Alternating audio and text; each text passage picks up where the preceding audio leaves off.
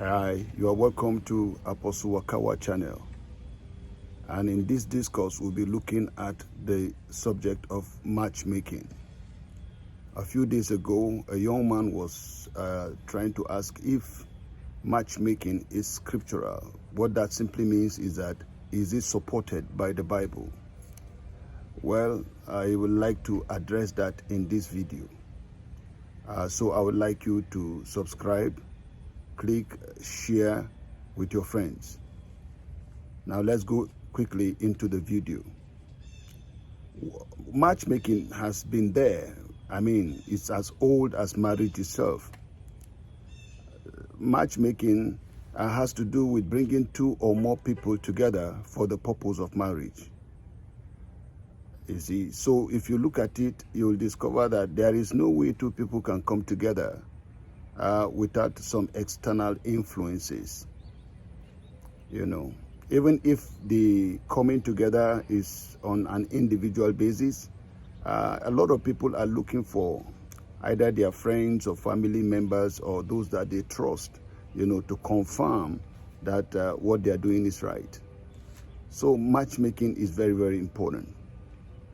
And I would like us to look at the scriptural aspects. The first aspect that I would like us to look at is how Adam and Eve were matched together.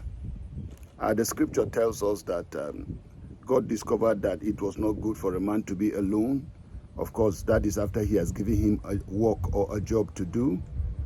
He said it is not good for the man to be alone. Therefore, he will make him an helpmeet for him, or a helper. And we were told that God took out of the rib of the man and formed the woman and brought her to the man.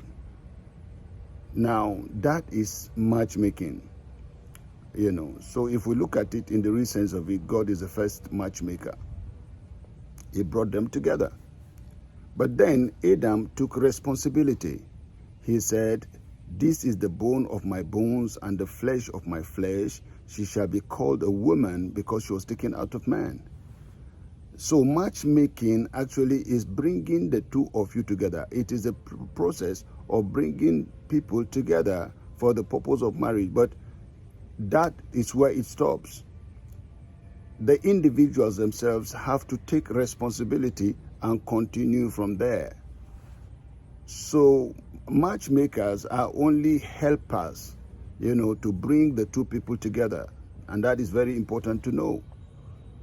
So they are not going to force you to say, okay, because I feel that the two of you are compatible, then you just have to get into a relationship or you have to get married. No. You know, it's a process. Now, having said that, that is scriptural. Another example, of course, is the example of Abraham. When Abraham wanted a wife for his son Isaac, he sent his servant Eliezer to go to his own people, to his own land, and find a wife for him. Now he sent the servant. Isaac did not go looking for a wife. It was Abraham that sent his servant to go and look for a wife for Isaac. Isaac was at home. And the servant, you know, he said, "Promise me that you are not going to get a wife for me, you know, in other places, but exactly where I sent you to." And the servant made the promise. And he prayed a prayer and said that the angel of the Lord should lead him and guide him, you know. And he even put up a test that the young damsel or the lady that he will ask for water to drink, and she will go an extra mile to say that she's going to get water for his camels, should be the one. And that was how Rebecca, you know, found him by the well, and the rest was history, you know. They accepted, everything was done, gifts were given, and Rebecca was brought to Isaac. As far as I'm concerned, that is another example of matchmaking, in the sense that the two, you know, individuals concerned, that is Isaac and Rebecca, never knew themselves. They did not know anything about, you know, they brought the two of them together, and they accepted, you know, that as the will of God, and they got married and settled down. So we have other examples. One of the examples that really gives me, you know, that makes me excited is the example of David. You know, how David got married to Saul's daughter called Micah. You see, Saul, there was this problem that was going on when Goliath, the champion of God, came around and was harassing the children of Israel. At the end of the day, he wanted a man to face him and fight him. And whoever wins, represents both the Israelites or the Philistines. And that was how everyone was scared of coming out. And David, visited and discovered that he could do something about it. But then there was what motivated him was what he said, what will be given to the man that takes away the shame from Israel? And they told him that his father's house will be free, he will be blessed with a lot of riches, and he'll marry the king's daughter, He'll marry the king's daughter. And that was how David went, fought with Goliath, took off his head, was celebrated by everybody, most especially the women, and he became Saul's in-law. Up to today, a lot of great people would like to matchmake their daughters or sons with other great people. So it's been going on and on. There are issues where even as children, parents will just gather their children and matchmake them. And some of these things, took place. Some of these things, came into fruition. So matchmaking is exciting. And every day, matchmaking is taking place, where we have a lot of matchmaking sites all over, the internet today. So matchmaking is scriptural. It is bringing two people together for the purpose of marriage. Somebody somewhere has to connect you. Somebody somewhere has to be there.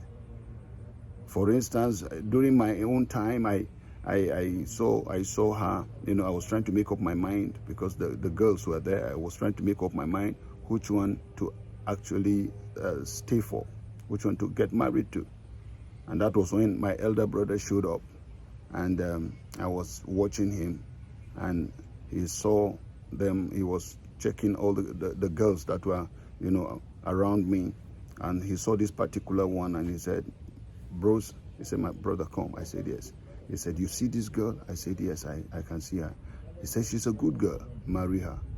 That was the confirmation I needed to get married to my wife, Rosemary.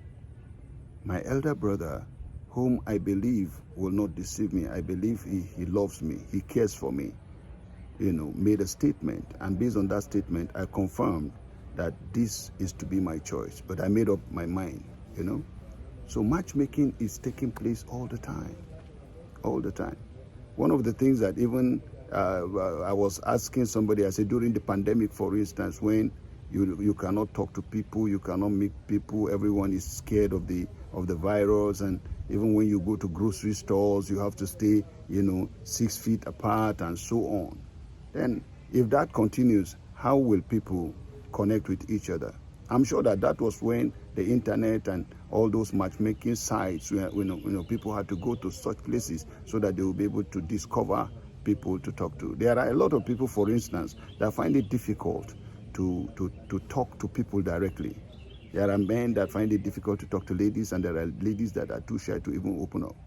But through the matchmaking, and some of them through the matchmaking sites, they've been able to talk to each other. Okay, they see each other's pictures, they begin to talk to each other, and then finally they see themselves face to face.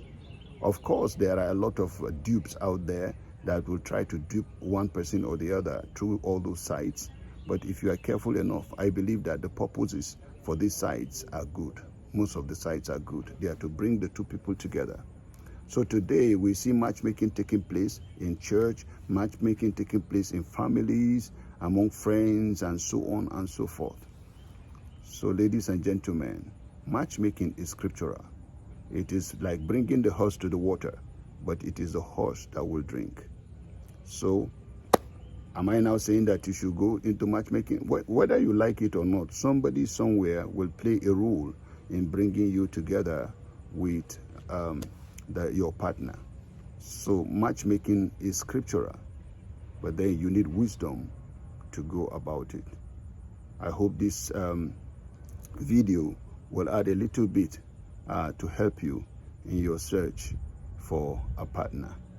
Well, until I see you again in the next video, I would like you to have a wonderful time. Goodbye.